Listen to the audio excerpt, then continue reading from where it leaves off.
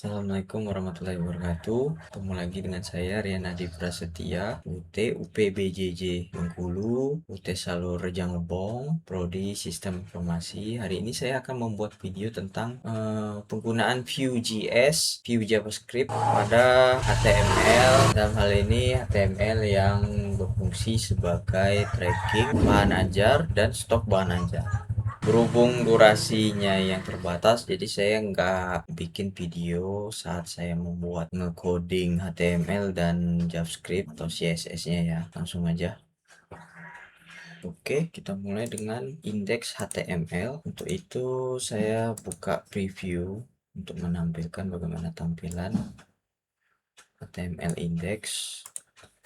Sederhana saja ya tampilannya.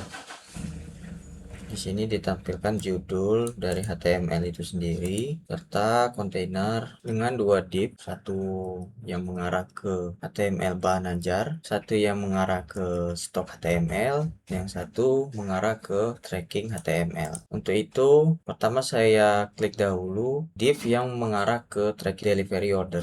Di sini nggak banyak dijelaskan ya, seperti pada video tugas sebelumnya. Nah, ini adalah halaman tracking DO delivery order. Di sini terdapat kontainer untuk input delivery order serta histori daftar pengiriman yang sedang berjalan. Pada JavaScript tracking ini sudah saya set nomor DO adalah nomor yang otomatis di generate berdasarkan input atau interaksi dari input delivery order sebelumnya. Nah, di sini saat kita masuk ke HTML tracking, di sini pada kolom input DO saya menggunakan submit prevent. Jadi nomor DO otomatis di generate melalui JS tracking app. Nah, di sini adalah generate DO number. Yang membuat nomor DO berbeda dari yang sebelumnya adalah pada 3 digit akhir ini saya menggunakan fungsi let count di slang itu saya tambah satu dari yang sebelumnya. Seperti saat apabila di aplikasi Excel, saat kita membuat row, saat kita tarik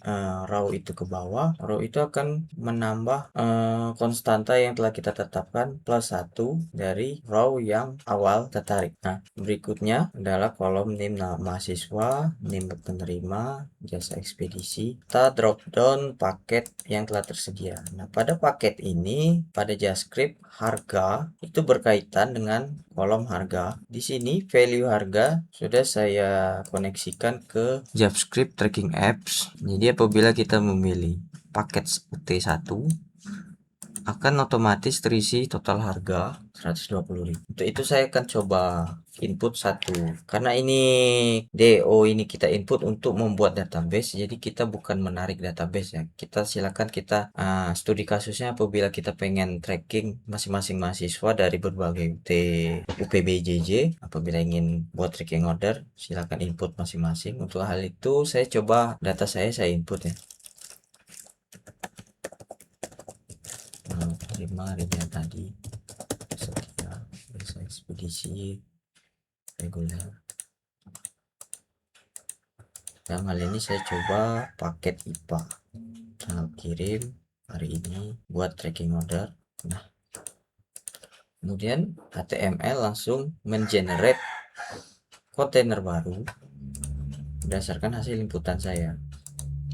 Karena baru diajukan, jadi langsung membuat div riwayat pengiriman. Saat ini order masih dibuat. Nah, sampai di situ dulu untuk yang tracking pengiriman. Kita kembali ke menu utama. Nah, berikutnya saya akan menjelaskan tentang stok bahan ajar. Nah, pada halaman stok bahan ajar dari atas ke bawah saya jelaskan ini terdapat div judul dengan fungsi kalau kita klik kita akan kembali ke halaman sebelumnya, judul halaman, judul HTML, manajemen stok, kontainer. Nah, di sini berisi drop down yang otomatis mensortir stok dari tiap daerah.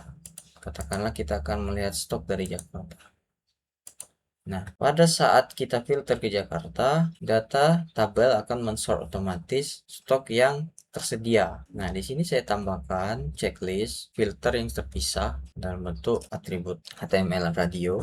Apabila kita klik tampilan stok ini, dia akan menampilkan stok yang menipis atau kosong. Kita coba ya.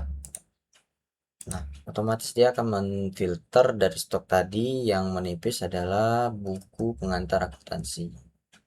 Nah, kita beralih ke tabel stok. Ini kolom yang saya sediakan adalah kode, judul, kategori, rute daerah, lokasi rak, harga, jumlah, dan status. Nah, di sini status ini yang saya buat menyesuaikan dengan kondisi kode stok. Seperti contoh pengantar akuntansi, kondisinya menipis. Kenapa menipis? Karena di sini saya set threshold stok aman adalah 15. Jadi apabila saat penambahan bahan ajar baru jumlahnya di bawah threshold aman, ya kan statusnya otomatis memberitahu stok menipis.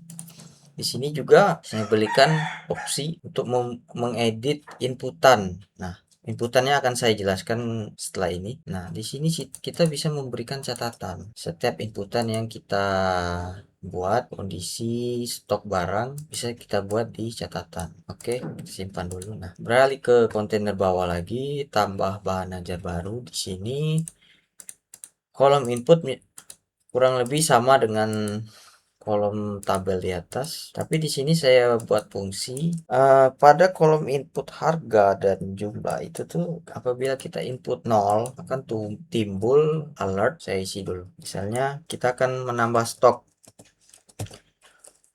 42006 katakanlah, misalnya judul buku basis data,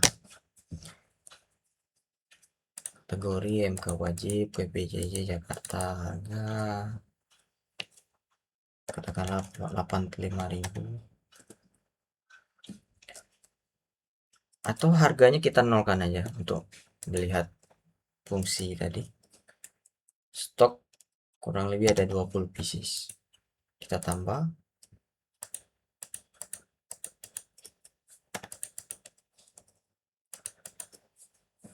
Nah, apabila kolomnya tidak terisi, dia tidak akan terinput, tidak terjadi apa-apa. Apabila harganya 0, akan muncul alert dari form input. Untuk itu kita coba saja input harga per masing-masing buku 85.000. Nah, langsung auto update row pada tabel di atas, status aman. Oke, tadi sudah saya jelaskan fitur input dan auto update pada tabel. Nah, kembali ke filter dan sort data. Di sini saya sudah menambahkan template filter, yaitu berupa judul, stok, dan harga. Jadi ini cukup membantu untuk apabila kita ingin mensort berdasarkan template sort yang umumnya sering digunakan. Dan sort yang saya gunakan ini adalah ascending ya, dari yang rendah ke tinggi. Contoh di harga yang paling murah ke yang paling mahal. Dan juga kita bisa cek masing-masing daerah. Apabila stok kosong kita bisa input, ya kurang lebih seperti itu ya. Dan juga untuk menjelaskan juga tuh di bagian stok HTML, nah di bagian mana yang saya masukkan fungsi Vue.js, karena Vue.js ini kan sebenarnya fungsi JavaScript yang reaktif. Penjelasannya seperti ini ya. Fungsi Vue.js ini kita mensinkronisasikan apa tampilan di HTML dengan JavaScript yang telah kita siapkan. Analogi sederhananya, misalnya ya, pada halaman YouTube, apabila pengguna mengklik on-klik tombol like, maka di HTML pastinya akan merefresh tampilan berapa jumlah like pada saat itu juga. Jadi Vue.js ini sebenarnya seperti fungsi DOM, tapi dia lebih reaktif, lebih langsung terintegrasi dengan HTML. Apabila contohnya pada HTML yang saya buat ini, apabila ada pengguna yang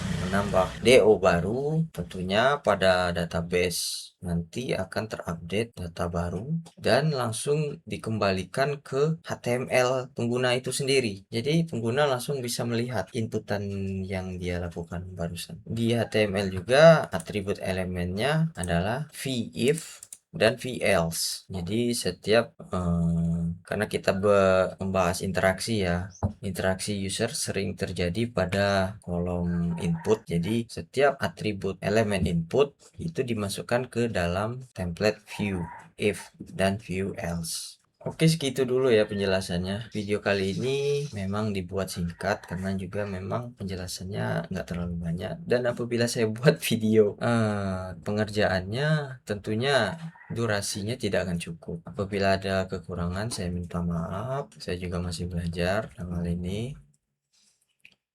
Eh, untuk itu, Assalamualaikum warahmatullahi wabarakatuh.